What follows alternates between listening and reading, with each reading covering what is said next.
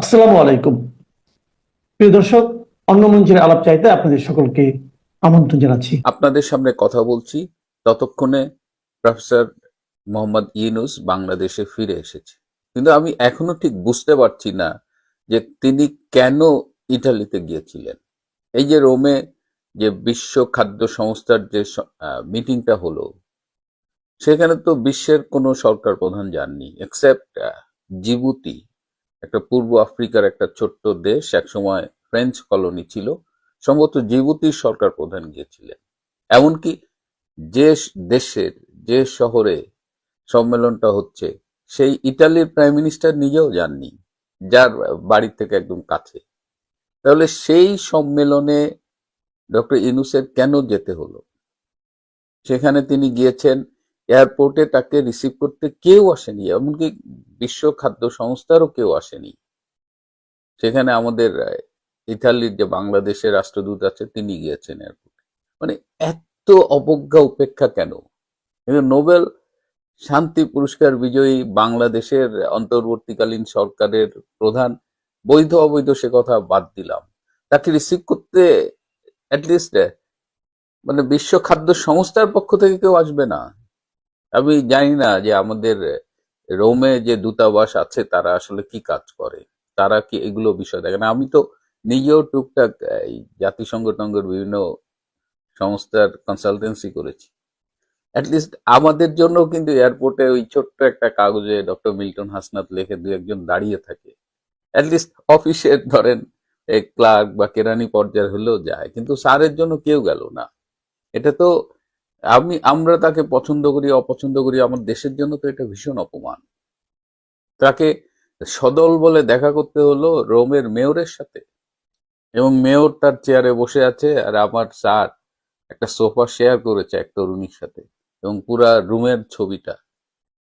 এইটা মানে এই অধঃপতনটা কেন হচ্ছে?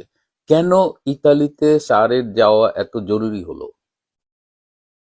ঘটনা হলো যে ইতালিতে গিয়ে ভ্যাটিকান সিটিতে তিনি খুব চেষ্টা করেছিলেন পোপের সাথে মিটিং করতে, এবং গতকাল স্থানীয় সময় 6টায় পোপের সাথে মিটিং হবে বলে এরকম একটা সংবাদ ঢাকায় চাউর করা হয়েছিল। কিন্তু পরে খবর নিয়ে জেনেছি এই মিটিংটা হয়নি। পোপ আসলে তাকে সময় দেয়নি। ডক্টর ইউনূসের টিম আপ্রাণ চেষ্টা করেছে পোপের সাথে একটা মিটিং করতে, কিন্তু সেটা পায়নি। আচ্ছা, পোপের সাথে মিটিং করার এত কি দরকার পড়লো ইউনূস স্যারের? সেটাও আমি কিন্তু আগেও বলেছি যে পোপের মাধ্যমে তিনি ফ্রান্সের প্রেসিডেন্টের সাথে একটা অ্যাপয়েন্টমেন্ট ঠিক করতে চান। ফ্রান্সের অ্যাপয়েন্টমেন্ট, প্রেসিডেন্টের সাথে অ্যাপয়েন্টমেন্ট কেন দরকার হচ্ছে স্যার? কারণ ফ্রান্স, যে গ্রামীণ ফ্রান্স আছে, যার নেট ওয়ার্থ 250 কোটি মার্কিন ডলার, 2.5 মিলিয়ন মার্কিন ডলার, এই 250 কোটি দিয়ে আপনি 122 বা 125 দিয়ে গুণ দেন, কত হাজার হাজার কোটি টাকার সম্পদ শুধু গ্রামীণ ফ্রান্সেই আছে। এইখানে একটা সমস্যা হচ্ছে, এই সমস্যাটা স্যার অতিক্রম করতে চান। এর জন্য তিনি ফ্রান্সের প্রেসিডেন্টের সাথে মিটিং করতে চান, কিন্তু ফ্রান্সের প্রেসিডেন্ট এর আগেও একাধিকবার তার সাথে অ্যাপয়েন্টমেন্ট দেননি। আবার রিসেন্টলি এই যে জলের গানের যে গায়ক রাহুল, রাহুল সম্ভবত এখন প্যারিসেই আছেন, এই রাহুলের সাথে ফ্রান্সের প্রেসিডেন্টের একটা খুব ভালো সম্পর্ক, এবং রাহুলের বাড়ি এই ইনুসের জঙ্গিরা পুড়িয়ে দিয়েছে।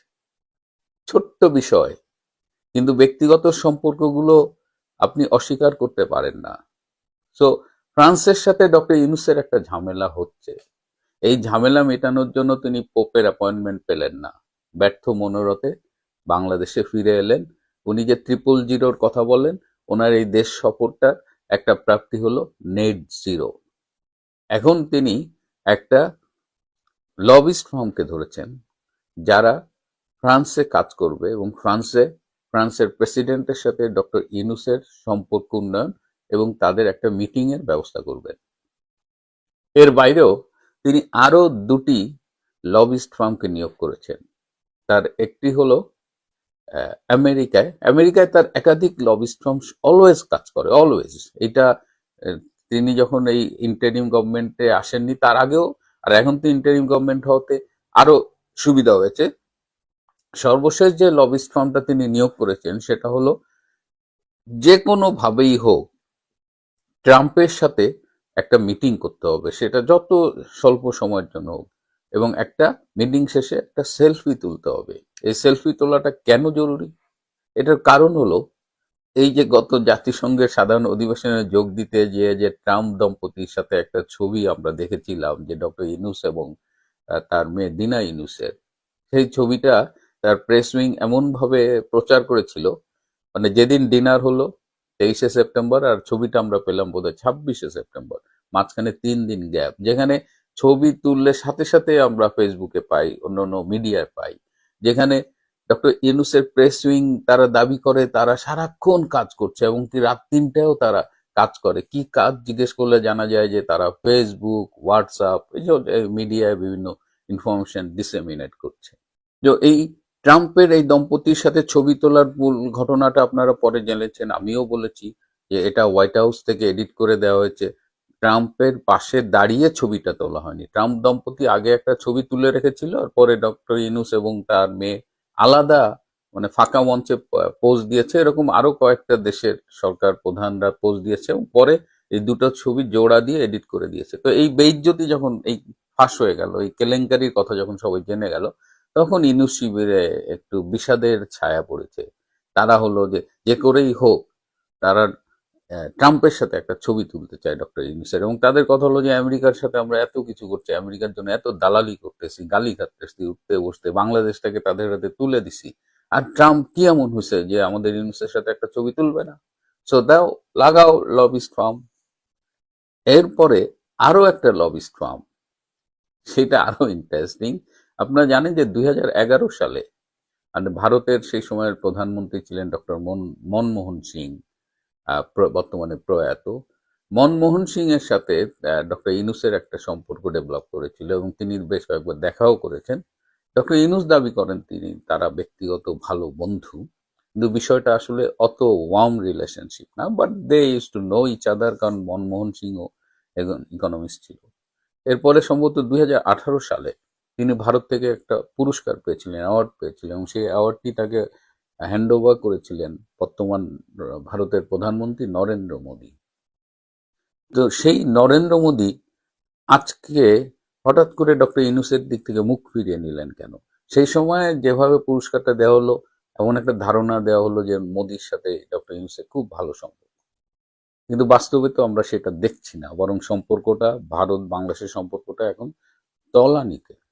ডক্টর ইউনূসের এটাও একটা প্রত্যাশা যে তিনি ভারতে গিয়ে আহ, নরেন্দ্র মোদীর সাথে দেখা করবেন এবং একটি সেলফি তুলবেন। এর আগে ব্যাংককে একটা সংক্ষিপ্ত মিটিং করেছিলেন, কিন্তু সেই মিটিং এ মানে সেটা নিয়ে তারা প্রচার প্রপাগান্ডা চালিয়েছিলেন, কিন্তু আলটিমেটলি সেটাও ফাঁস হয়ে গেছে যে সেটা তেমন গুরুত্বপূর্ণ কিছু ছিল না। তো ডক্টর ইউনূস এখন ভারতে যেতে চান, ভারতে গিয়ে একটা দ্বিপাক্ষিক বৈঠক করতে চান আহ, নরেন্দ্র মোদীর সাথে।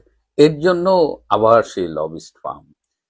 এর আগে ওই যে 2018 সালে তিনি পুরস্কারটা পেয়েছিলেন, এর আগে 2011 বা ওই সময় মনমোহন সিং এর সাথে যার সম্পর্ক ছিল, এই পুরো বিষয়গুলোতে একটা ব্রিটিশ ভিত্তিক লবিস্ট ফার্ম তাকে খুব সহায়তা করেছিল, এবং সেখানে কিছু ভারতীয় কাজ করেন, এবং সেই লবিস্ট ফার্মটার ভারতের প্রশাসনের সাথে খুব ভালো সম্পর্ক। সুতরাং এইবার সেই পুরনো ফার্ম, সেই লবিস্ট ফার্মকেই আবার ডক্টর ইউনূস ভাড়া করেছেন। এবার 1,88,000 ডলার সমমানের মুদ্রা এই লবিস্ট ফার্মকে দেওয়া হয়েছে। এর আগের দুটো যে লবিস্ট ফার্ম বললাম, একটা ফ্রান্সের জন্য, একটা ট্রাম্পের জন্য, সেখানেও কয়েকশো কোটি টাকার মূল্যের মানে বাজেট বরাদ্দ করা হয়েছে বলে শোনা যায়। এখন এই 1,88,000 এটা খুব বেশি টাকা না, কারণ তাদের সম্পর্কটা পুরনো। দিয়েছে যে ডক্টর ইউনূস এই লবিস্ট ফার্মকে অনুরোধ করেছে তারা যেন নরেন্দ্র মোদীর সাথে একটা দ্বিপাক্ষিক বৈঠক এবং একটা ফটো সেশনের ব্যবস্থা করে দেওয়া যায়। দেখা যাক লবিস্ট ফার্ম কি করে।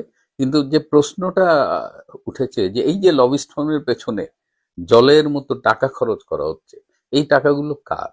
এটা কি ইউনূস সেন্টারের? এটা কি ডক্টর ইউনূসের ব্যক্তিগত, নাকি বাংলাদেশের, নাকি বাংলাদেশ সরকারের টাকা, বাংলাদেশের জনগণের টাকা? সেই কেঁচো খুঁড়তে সাপ বেরোনোর মধ্যে আমরা জানলাম যে সরকারি টাকার মাধ্যমে এইসব লবিস্ট ফার্মকে দেওয়া, মানে এই দায়িত্বগুলো দেওয়া হচ্ছে, অর্থাৎ সরকারি জনগণের টাকার অপচয় করে এই লবিস্ট ফার্মের মাধ্যমে ব্যক্তিগত ধান্দা পূরণের অপচেষ্টা করে যাচ্ছেন ডক্টর ইউনূস। এখন দেখা যাক লবিস্ট ফার্ম তার সাথে ফ্রান্সের প্রেসিডেন্টের মিটিং করাতে পারে কিনা, তার সাথে ট্রাম্পের দ্বিপাক্ষিক বৈঠক এবং সেলফি ফটো সেশন আয়োজন করতে পারে কিনা, এবং ভারতের নরেন্দ্র মোদীর সাথে তার দ্বিপাক্ষিক বৈঠক এবং ফটো সেশন করতে পারে কিনা, নাকি এটিও তার অন্যান্য বিদেশ। এবং ইতিমধ্যে কিন্তু বেশ কিছু লবিস্ট ফার্মকে টাকা দিয়ে কাঙ্ক্ষিত রেজাল্ট তিনি পাননি। আজকে দৈনিক যুগান্তর একটি প্রতিবেদন করেছে। প্রতিবেদনটিতে বলেছে যে 15 সেনা কর্মকর্তাদের গ্রেপ্তারের অপেক্ষায় পুলিশ। যুগান্তরের প্রতিবেদনে বলা হচ্ছে, গুম নির্যাতনের ঘটনায় মানবতা বিরোধী অপরাধে আন্তর্জাতিক অপরাধ ট্রাইব্যুনালের মামলায় অভিযুক্ত 15 সেনা কর্মকর্তাকে গ্রেপ্তার করার নির্দেশের অপেক্ষায় পুলিশ। অভিযুক্ত 15 কর্মকর্তা বেশ কয়েকদিন ধরে সেনা হেফাজতে আছেন।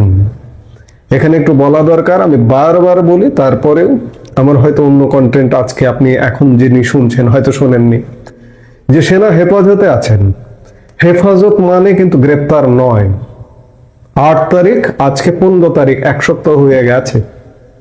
সেনা হেফাজতে গত বছর আওয়ামী লীগ পতনের পর রাজনীতিবিদ, বিচার বিভাগের অধিকর্তারা, প্রশাসনের অধিকর্তারাও কিন্তু সেনা হেফাজতে ছিলেন, সেটি কিন্তু গ্রেপ্তার নয়। কাজে এই যে এখন যে সেনা হেফাজতে আছেন বলা হচ্ছে, এটিও কিন্তু গ্রেপ্তার নয়। বারবার আইন বলছে যে গ্রেপ্তার করবে পুলিশ, পুলিশ 7 দিনেও গ্রেপ্তার করতে পারেনি। বিষয়টা কিন্তু এখনো পর্যন্ত ঝুলন্ত অমীমাংসিত অবস্থায় আছে এবং এটি নিয়ে নানা রকম আলাপ আলোচনা হচ্ছে। আসলে কে বিচার করবে? আইসিটি করবে নাকি সেনা আইন করবে? প্রয়োজনে এক্স ফোর্সেস অ্যাসোসিয়েশন, সেনা কর্মকর্তাদের, সাবেক কর্মকর্তাদের একটা অ্যাসোসিয়েশন আছে, সেই সংগঠন এমনটাও দাবি করেছে যে প্রয়োজনে সেনা আইন সংশোধন করে হলেও কর্মকর্তাদের সেনা আইনে বিচার করতে হবে, আইসিটি নয়।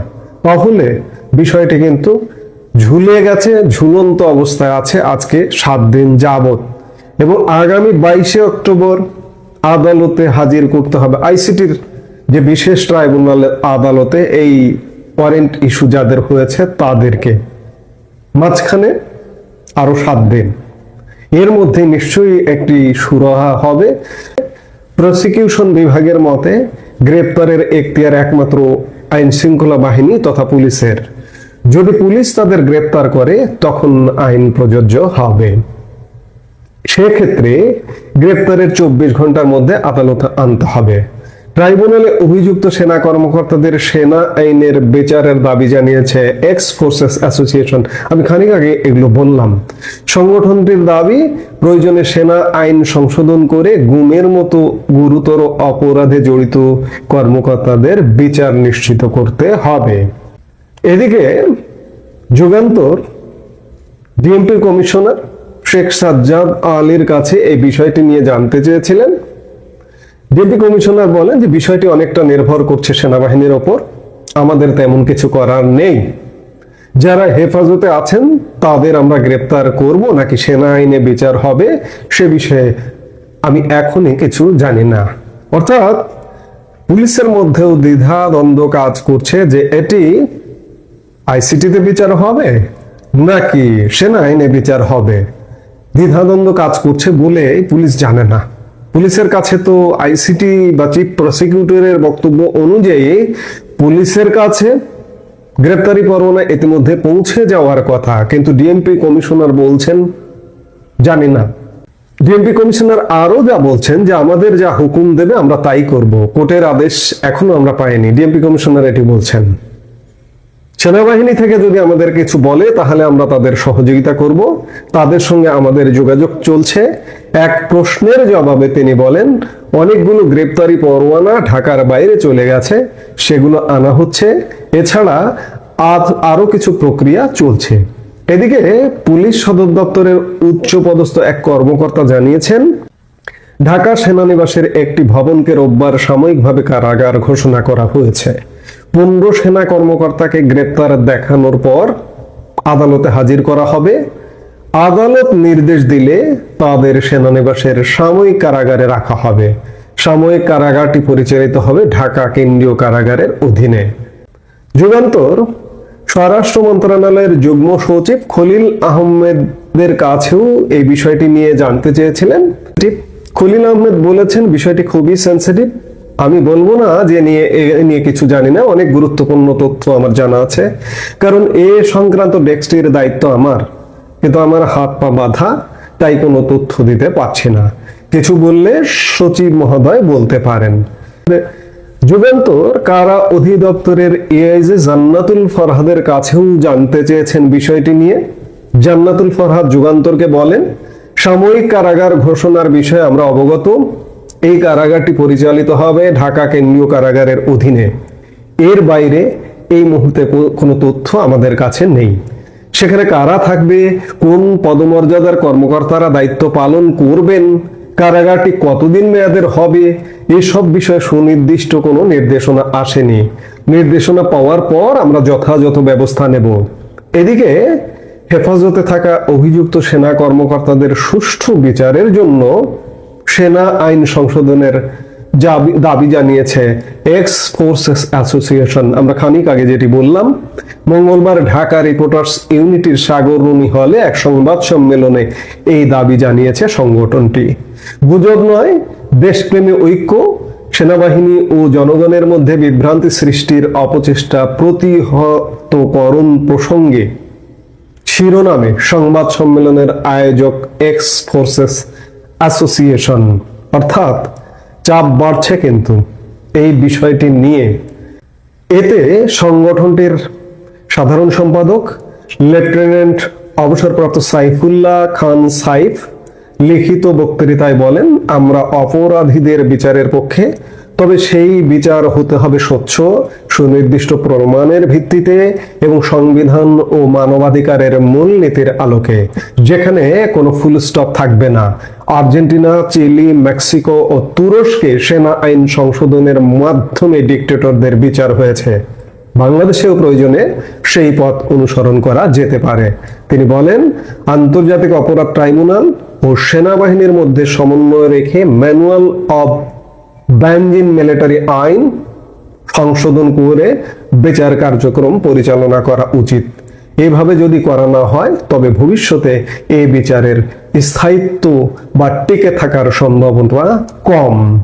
যেটি হোক, সেনা কর্মকর্তাদের বিচার নিয়ে আজকে এক সপ্তাহেও ধোঁয়াশা কাটেনি। আমি নিজেও বাংলাদেশের একজন নাগরিক হিসেবে মনে করছি যে এই বিষয়টি অমীমাংসিত অবস্থায় আছে এবং এই অমীমাংসিত বিষয়টি কতদিনে মীমাংসা হয় সেটি দেখার জন্য আমাদের অবশ্যই অপেক্ষা করতে হবে এবং এই বিষয়টিকে নিয়ে অন্য কোনো পরিস্থিতির উদ্ভব হয় কিনা সেই শঙ্কাও কিন্তু উড়িয়ে দেওয়া যায় না। এই সব কিছু দেখতে আমাদের নিশ্চয়ই অপেক্ষা করতে হবে। পুলিশ যতই নির্দেশের অপেক্ষায় থাকুন না কেন 15 সেনা কর্মকর্তাকে গ্রেপ্তার করতে, অপেক্ষায় থাকলেও পুলিশকে গ্রেপ্তার করতে পারবে আসলে? যদিও অতীতে সেনা কর্মকর্তাকে পুলিশ গ্রেপ্তারও করেছেন। এই 5 অগস্ট গত বছরের ক্ষমতার পট পরিবর্তনের পর দু একজন সেনা কর্মকর্তা যে জেলে নেই, সর্বোচ্চ লেভেলের, জেনারেল লেভেলের, এই মুহূর্তে মেজর জেনারেল জিয়াউল হকের কথা বলা যায়, তিনি এই মুহূর্তে কারাগারে বন্দী হয়ে আছেন। কিন্তু এটি যেহেতু একটা সম্মিলিত, একসাথে 25 জনের, এই সম্মিলিত প্রচেষ্টা আসলে কি হবে সবকিছু দেখতে আমাদের অপেক্ষা করতে হবে। যে কোনো সময় যে কোনো পরিস্থিতির উদ্ভব হতে পারে, আমরা নিশ্চয়ই দেখব।